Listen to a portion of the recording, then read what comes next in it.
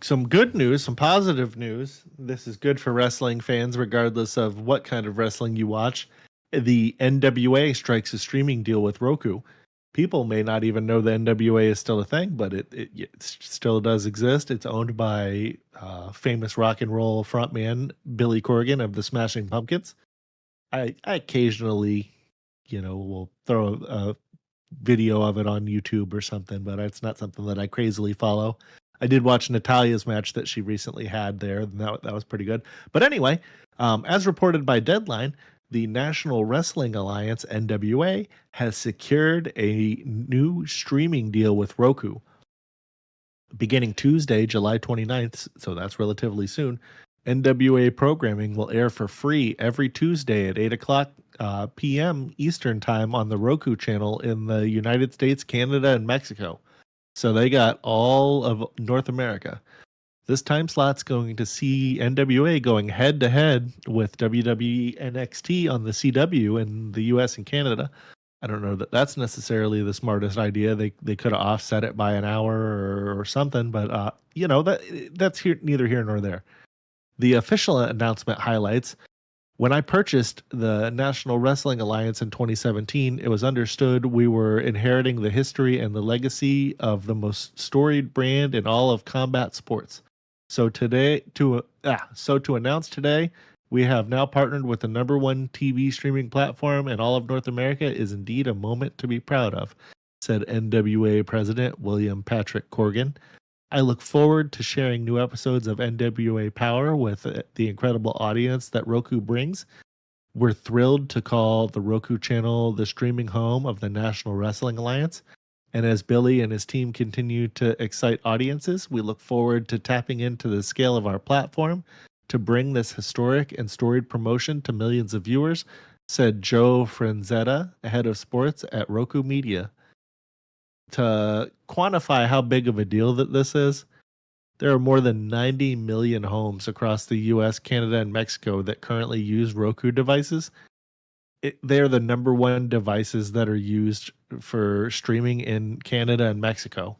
So this is a pretty big deal for NWA, and it's to a lesser degree a big deal for wrestling as a whole. It's more wrestling that's on free TV. So it gives more people access to be able to watch wrestling in general. Maybe you can't watch NXT because you don't have whatever. Maybe you need a password to watch. I don't know how the shit works on the CW app, to be honest with you. But I don't know. Maybe you can't watch one, so you can watch the other. Either way, it's a good thing. And also, does this mean that we're going to get because obviously WWE owns most of the 80s NWA content that would have been purchased along with WCW, but there is older content that's NWA content that they don't own, and then there's all of the content from the early 2000s onward until now. So they could probably throw that up on the streaming. I don't know if you guys know, on the Roku channel there's a TNA wrestling channel. It's just 24 hours a day of TNA. It's just old TNA wrestling. I throw it on from time to time when there's nothing else on. You'll catch like old Kurt Angle, Main Event Mafia shit was on there earlier. But anyway, the Roku Sports profile now includes MLB Sunday Leadoff, the NBA G League. I don't know what that is. Is that the Women's League? Maybe it's the Women's League. I don't know. No? Okay. Formula E. That's the Pro WNBA, volleyball. Remember? It's not NBA. Oh, okay. Yeah. Maybe that's the Grandparents League or something, but it's the... I thought it was G for girls, to be honest with you. I don't think so. I'll look it up. Keep talking. They got the Pro Volleyball Federation, Bassmaster, and now NWA. So they got a pretty bumping sports deal going on here. For the most part, they're in the content business, and they're developmental. They got a little bit more. Okay, so yeah, it's basically like NXT for NBA. Does that make sense? Yeah, 100%. So I got a couple questions about this. Yeah. How big of a deal is this really? So 90 million homes. Is that 90 million devices that they have out there? Because all of them may not be in use at once. But either way, let's not question the validity of the number. How many homes is YouTube in? because this isn't a channel, right? It's an app, and then you go to the channel through the app. So then, like, are they being paid for this? If they're not being paid for it, then wouldn't YouTube have just been the way to go? It's in way more homes, right? Yeah, I'm not sure. Maybe YouTube wasn't offering as lucrative of a contract as what Roku was. What I'm wondering is, like, are they even getting paid by Roku? Because they're saying, like, they're advertising free TV, free TV. Well, yeah, there's a lot of free stuff on the Roku.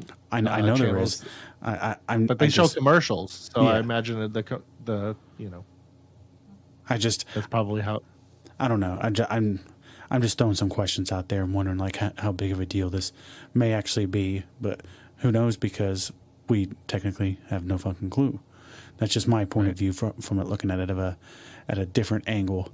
But either way, it's cool because, like you said, more wrestling out there. And if you got a lot of favorite wrestlers from the 80s, 90s, I mean, definitely 70s, they were probably the NWA World Heavyweight Champion at one point. And they're still handing that thing out today. And there's a lot of people that are on that list. Like AJ Styles is, at one point the NWA World Heavyweight Champion. There's Cody Rhodes. Yeah. There's plenty of guys out there that were. And it was at one point the predominant wrestling belt out there. And that's who the committee used to vote for to get the belt. And then it kind of morphed into the whole WCW thing, and then they went on to that, and then they completely got away from NWA. Then NWA went back to doing their own thing. But, yeah, that's about it on that, right?